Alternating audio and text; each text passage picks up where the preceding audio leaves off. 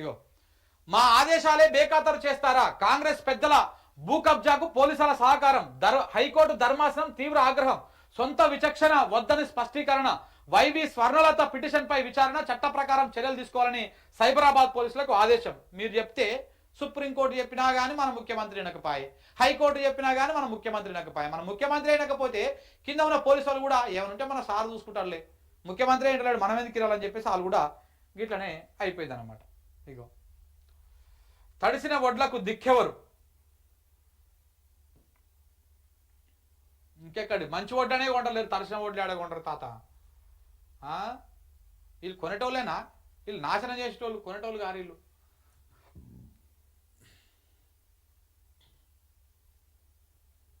మోడీని 50 సార్లు కలుస్తా, కలువు 50 సార్లు కలువు, 200 సార్లు కలువు.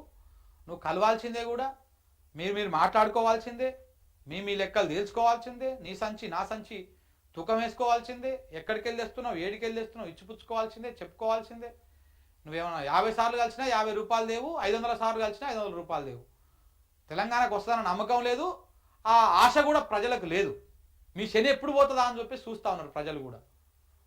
ఎవరేమనుకున్నా పర్వాలేదు, ఎవరేమనుకుంటారు ఇప్పుడు? ఎవరేమనుకుని పక్కన పెట్టు. నీ సొంతం పైసలతో నువ్వు 50 సార్లు కాకపోతే 500 సార్లు పోయినా కానీ ఏం ప్రాబ్లం ఉండదు. జనం సొమ్ముతో పోతున్నావు కదా, జనానికి అక్కడికి వచ్చి ఏమైనా పని చేసుకొస్తావా అని చెప్పేసి చూస్తున్నారు. ఎవరేమనుకున్నా నువ్వెందుకు ఆగుతావు? నేను ఎప్పుడు అహంతో లేను, అబ్బా అహమే లేదు నీకు. అందుకే బట్టలు ఉడదీసి కొట్టాలి యూట్యూబ్ని, లేకపోతే ఒకరొకరు తొక్కుతా, పండబెట్టి, లాగులుడ విక్తా, డ్రైయర్ కూడా విక్తా అనే అన్నావు నువ్వు. అసలు నీకు రానే రావి మాటలు. మరి ఆ మాటలు అన్నది ఎవరో ఆ మాటలు అన్నది? ఇతరుల సాగు గోరనే గోరవు, ఇతరుల మీద బట్టగాల్చి మీద వేయనే వేయవు. నీకు అది రానే రాదు. నీ చెప్పు రాజకీయం ఈ తెలంగాణ చరిత్రల, ఈ తెలుగు రాష్ట్రాల చరిత్రల నీ అంత నీచపు రాజకీయాన్ని, నీ అంత దుర్మార్గపు రాజకీయాన్ని ఎవ్వరు చూసి ఉండడు, ఎవ్వరు చేసి ఉండరు కూడా. అంత దుర్మార్గంగా నడుస్తూ ఉంది. కుటుంబాల జోలికోయి, వ్యక్తిగత విషయాల జోలికోయి ఎంత నాశనం చేస్తూ ఉన్నావు రాజకీయంగా.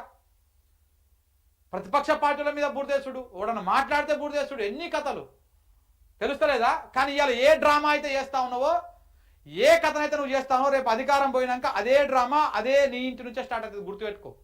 ఇలాంటి తరహానే ఇంతకు మించి 100 రెట్ల ఎక్కువ తరహా సమస్యను నువ్వు, ఆ అరాజ్మెంట్ని, ఆ మానసిక వేదనని నువ్వు ఎదుర్కోవాల్సి ఉంటుంది.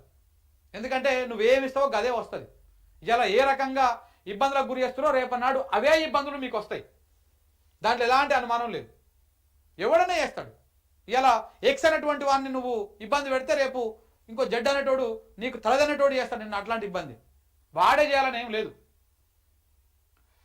చిన్నోడు పెద్దోడు ఎవరొచ్చినా కలిసినా, బాధలు విన్నా, చేయాల్సింది చేసినా, ఇంకేం లేదు. నువ్వేం చేయలేదు, ఏం చేస్తాను కూడా చెప్తలేడు. 5 ఏళ్లలో 1 కోటి మందిని కోటీశ్వరులను చేస్తా, 3 లక్షల కోట్ల విదేశీ పెట్టుబడుల కోసం కృషి చేస్తున్నా. ఏడుకెళ్ళి వస్తాయి మరి? నువ్వు మొత్తం రాష్ట్రమే దివాలా తీసిపోయిందని చెప్పి మళ్ళీ ఇప్పుడు కోటీశ్వరులను చేస్తా అంటావేంది? గేట్వే ఆఫ్ ఇండస్ట్రీగా జహీరాబాద్ను చేస్తా, సంగారెడ్డి బహిరంగ సభలో ముఖ్యమంత్రి గారు మాట్లాడినటువంటి మాట.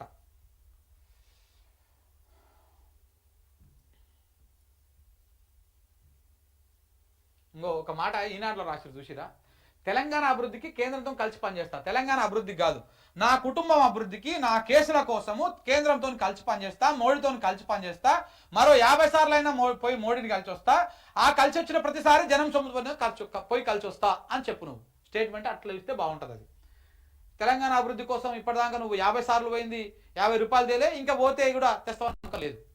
పోనీ ఏమన్నా తెచ్చినామేమో చెప్పు. ఇప్పటిదాకా పోయి రాష్ట్రం నుంచి, కేంద్రం నుంచి రాష్ట్రానికి ఏమన్నా తీసుకొచ్చినామేమో. నీ అభివృద్ధి, నీ కుటుంబ అభివృద్ధి, నీ కేసుల నుంచి బయటపడడం కోసము, నీ సొంత ఎజెండా, దానికోసం మాత్రమే నువ్వు పనిచేస్తున్నావు అనేటువంటి అంశము ఇక్కడ క్లియర్ కట్గా ప్రతి తెలంగాణ వ్యక్తికి తెలుసు.